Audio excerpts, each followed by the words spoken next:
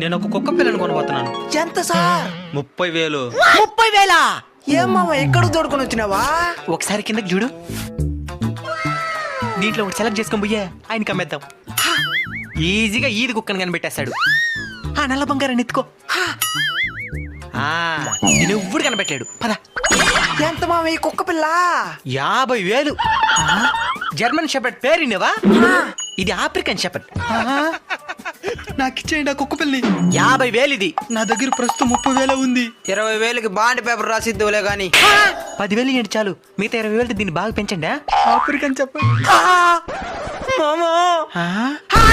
ఏమైనా నా బిడ్డతో బేరాలాడుతున్నారా? మీతో ఒక నిమిషం మాట్లాడాలి, రండి. పోదాం పద.